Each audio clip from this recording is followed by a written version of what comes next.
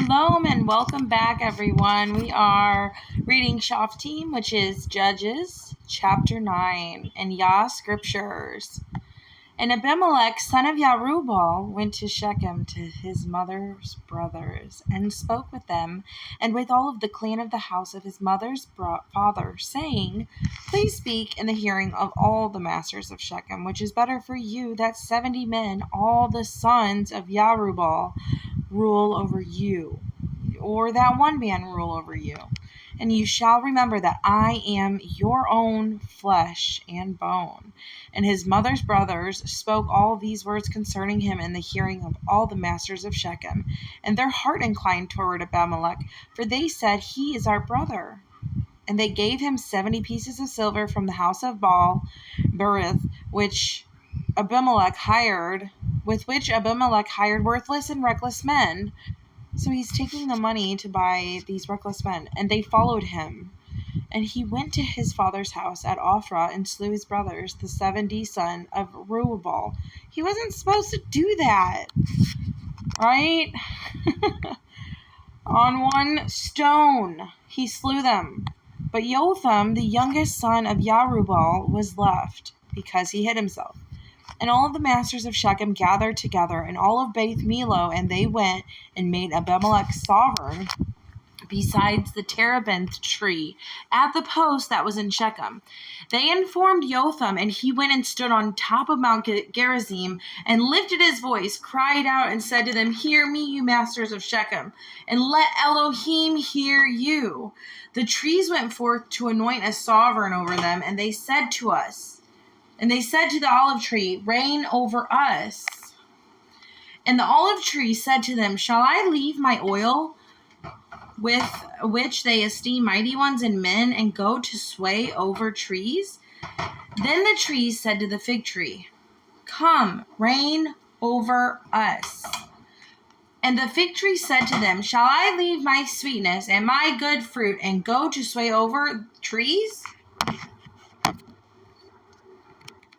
And then the tree said to the vine, Come reign over us. And the vine said to them, Shall I leave my new wine, which rejoices mighty ones and men, and go to sway over trees?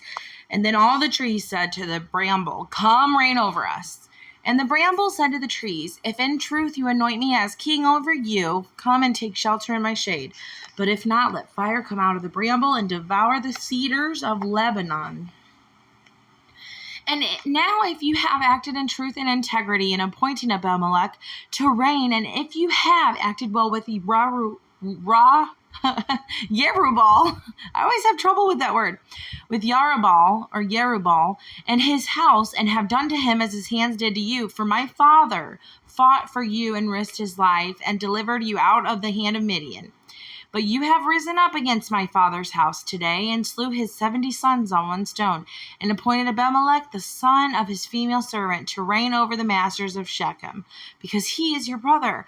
If then you have acted in truth and integrity with Yerubbaal, and with his house this day, then rejoice in Abimelech, and let him also rejoice in you. But if not, let fire come out from Abimelech, and devour the masters of Shechem and Beth Millo, and let fire come from the masters of Shechem and from Beth Millo, and devour Abimelech. Then Jotham ran away and fled, and he went to Beer and dwelt there, for fear of Abimelech his brother. And Abimelech governed Israel for 3 years. And Elohim sent an evil spirit between Abimelech and the masters of Shechem. And the masters of Shechem acted treacherously against Abimelech, in order that the violence done to the 70 sons of Yerubbaal might come, and their blood be laid on their brothers, Abimelech their brother, who slew them, and on the masters of Shechem, who strengthened his hands to slay his brothers. The masters of Shechem put men in ambush against him on the tops of the mountain, and they robbed all who passed by them along that way. And it was reported to Abimelech, and Gaal, son of Ebed, came with his brothers, passed over to Shechem, and the masters of Shechem put their trust in him. They went out into the fields, gathered their vineyards, trod out, and held a feast. And they went into the house of their mighty one, ate, drank, and cursed Abimelech. And Gaal, son of Ebed, said, Who is Abimelech? Who is Shechem, that we should serve him? Is he not the son of Yerubbaal, and is not Zebul his officer? serve the men of Hamor, the father of Shechem. But why should we serve him? If only this people were under my hand, then I would remove Abimelech. And he said to Abimelech, increase your army and come out. And when Zebul, the governor of the city, heard the words of Gaal, son of Ebed, his displeasure burned. And he sent messengers to Abimelech by deceit, saying, see, Gaal, son of Ebed, and his brothers have come to Shechem, and see, they are besieging the city against you. Now get up by night, you and the people who are with you, lie and wait in the field. And it shall be, as soon as the sun is up in the morning, then rise early, rush upon the city. And see, when he and the people who are with him come out against you, you shall do to them as your hand finds to do. And Abimelech and all of the people who were with him rose up by night, laid in wait against Shechem in 4 companies. Now Gaal, son of Ebed, went out and stood in the entrance to the city gate. And Abimelech and the people who were with him rose from lying in wait. And when Gaal, son of saw the people, he said to Zebul, see, people are coming down from the tops of the mountains. But Zebul said to him, you are seeing the shadows of the mountains like men. And Gaal spoke again and said, see, people are coming down from the high part of the land, and another company is coming from the diviner's terebinth tree. And Zebul said to him, now where is your mouth with which you said, who is Abimelech, that we should serve him? Are not these the people whom you despised? I beg you, go out, fight them now. So Gaal went out, leading the masters of Shechem, and fought Abimelech. And Abimelech pursued him, and he fled from him, and many fell wounded up to the entrance of the gate. And Abimelech stayed at Arumah, and Zebul drove out Gaal and his brothers, so that they would not dwell in Shechem. And it came to be the next day that the people went out into the field, and they informed Abimelech. And he took his people and divided them into 3 companies, and laid in wait in the field, and looked and saw people coming out of the city.